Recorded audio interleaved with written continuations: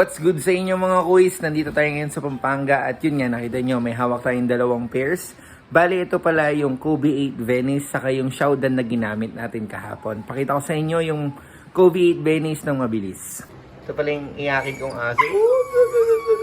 Yoke dong kuy. Bale, ito mismo yung box niya mga kuys. Andyan yung detailed logo ni Kobe at kanyang signature. Papansin nyo dyan yung snake skin pattern o yung texture. At maganda yung condition ng box in fairness sa seller. No? So, ayan, dito naman sa loob yung kanyang tissue paper at kanyang receipt from Titan daw. Paring dito sa atin nabili mga kuys. Kumbaga, napadaan lang sa atin to dahil taga Pampanga din yung nagpapahiram sa atin ng sapatos. At ito na nga yung sapatos mga kuys. Bale, inspired to mga kuys dun sa Venice Beach Park or iconic park sa LA ata yun mga kuys, no? Kasi meron siyang mga murals na ganito yung shade ng colors. Pero as for the material mga kuys, ganito yung mga materials na gusto ko. Mesh material uppers, walang gaanong plastic bukod dito sa kanyang toe guard. Ayan, plastic toe guard yan or infused na ng plastic. At syempre, super low to the ground nga nitong sapatos na to. Super ganda, super iconic. At maganda doon, mababa lang yung resale value niya. So, kung may chance kayong bumili ng ganito, I suggest na mag-grab kayo lalo na kung SRP or kung saan man kayo komportableng bumili ng ganito. So, ayan. Yan lang yung mabilis nating unboxing para sa sapatos na yan. Mamaya naman mga kuy, samahan nyo kung isoli to sa kanya, pati yung Shodan na hiniram natin last time. Tapos meron pa siyang ipapahiram sa atin ng isang sapatos na i-review din natin kasi wala tayong ganong sapatos. Gagawin natin yun ng review sa mga susunod na videos natin. Kinabi na tayo kasi kaka-out lang natin eh. So bibilisan lang natin para makarating tayo kaagad doon. Dilim na din eh.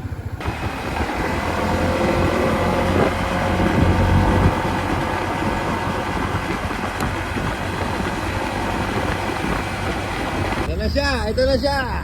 Hindi natin siya pwede ipakita. Yung pairs mo bro. Ano, di mo na i-check? Okay. Tira, naka-HD pala tayo kanina. Bali, ito naman kuys yung pinahiram niya sa atin ngayon. So, ito yung GT Cut 3 niya na sisterhood. Ito try natin to. So, abangan nyo mga kuys, no? Ganda. Ganso bro, parang wala akong... Ano ba to? Tara, uwi na tayo. Mga kuys, nakauwi na tayo sa bahay. Ayun, meron nag-chat kasi sa akin at gusto niyang bilhin itong sapatos na nabunot natin sa raffle or nabunot tayo sa raffle. Ito yung Kobe 4 gold medal. So, pakita ko sa inyo up close. So, ayan pala mga kuys, recently medyo maganda yung barahan natin sa bunutan, no? Nabubunot tayo. Ito nga, first ever Kobe 4 na nabunot natin, no? So, after ilang years of trying, nakakuha din tayo ng Kobe. So, ito yung gold medal dahil nga nag-Olympics lang. So, parang nirelease ata to 2013 pa. Pero ayun, ngayon lang tayo nakahawak at nakakita nito up close. Ito na yung Pro Tro version or ito na yung upgraded version niya para panlaro. Maganda talaga, comfy. So, sa materials naman wala akong masabi kasi gusto ko yung materials niya. Ito lang yung plastic part. Pero okay na plastic yan kasi para magaan at spacious dito. And dito naman is leather. Gold leather siya, ang ganda. Hopefully lang maging matibay, no? Tapos sa ilalim, ayan, yung parang USA colorway pattern. Nandyan yung gold swoosh and then yung carbon fiber. So, ayan, sana matuloy yung transaction ko dito kasi na-unbox ko na. Ang selling point ko kasi is, ayan, naka-box pa and then yung kukuha daw, gusto niya makita na yung pair. So, yung buti na benta na natin mga kuis. Solid. Nakalimutan ko, may YouTube channel nga pala tayo. So, ayan mga kuys, nakita nyo naman, nabenta na natin yung Kobe 4 na gold medal at kailangan kong ibenta yon. So, for today mga kuys, mag-upload lang ako para may update naman kayo sa nangyayari sa akin. Dahil today din mga kuys, meron tayong ipapaship na Kobe 8 naman ito na binili sa atin ni Attorney Boyet Castillo. So, shoutout sa iyo kuys. Maraming salamat sa tiwala pa din. No? Kahit medyo madami na talagang resellers ngayon, sa atin pa din siya bumibili. So, pakita ko na sa inyo kagad mga kuys. Nilabas ko na siya sa box. Ito yung pair mismo. So, gustong gusto ko yung engineered neat material nila sa taas. I can't remember mga kuys if ganito ba talaga yung material niya noon or kung na-release ba tong kulay na to. Kasi first time ko lang din nagkaroon nito or nahawakan to. Pero ang pinaka gusto ko dito is yung sobrang minimalist niya lang at super na-emphasize kung para kanino talaga to. Syempre kay Kobe, no? Ayan yung kanyang signature at napakaganda din ng accent nung kanyang swoosh. Yung pagka-gold ng swoosh niya is napakaganda. Gold yellow yan. And then sa likod, makikita nyo yung Kobe or Mamba logo. Ganon din sa tongue.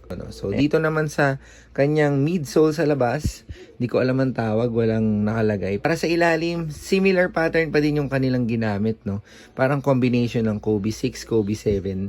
And ito na nga yung lumabas, Kobe 8. So ayan mga kuys, drop nyo sa comments kung naganda ba to, worth it ba siyang bilhin para sa more than 10,000 plus.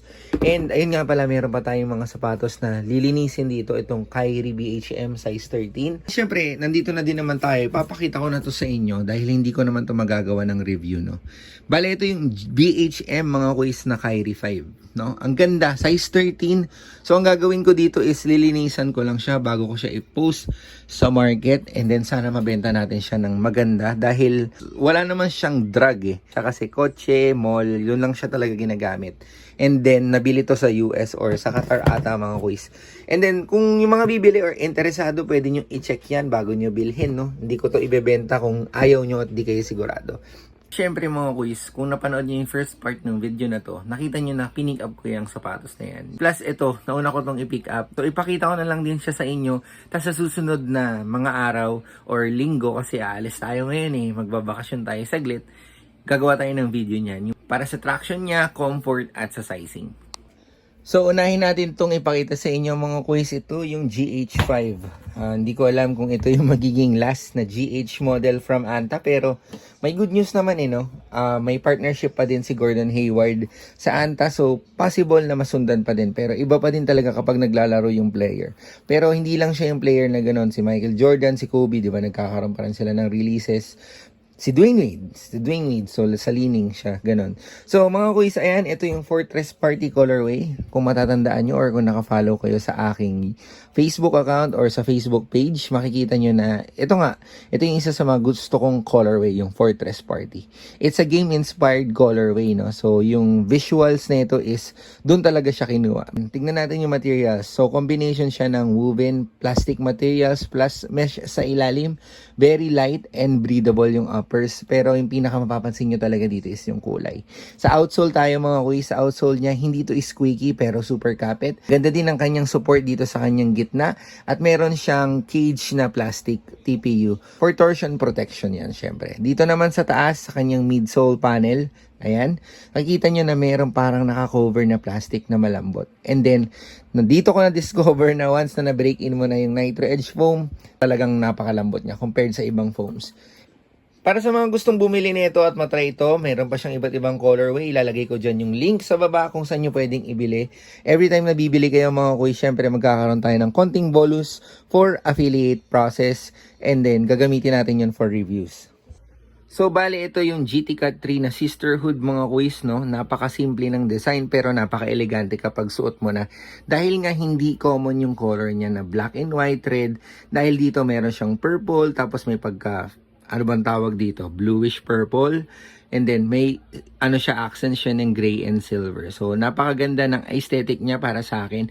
Pero ang i-highlight ko dito mga kuys is yung Zoom X. Hindi to super bouncy na sapatos, pero napakaganda ng comfort niya sa paa.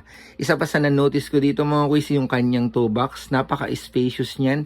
Unlike sa ibang Nike models na super fit or sakto lang, ito may space pa talaga kahit kahit na makapal ang medyas mo. Pagdating sa ilalim mga kuys, isa pang i-highlight ko, wag niyong gagamitin to sa simento, no? Dahil mauubos to kagad, hindi siya ganun kakapal. So overall mga kuys, tama yung sinabi nila, super comfy nito kung gusto mo talaga ng comfy, but not so bouncy. Yan yung sisterhood na GT Cut 3, ang SRP niya is 10,395 pesos. Next time gagawa natin yan ng review.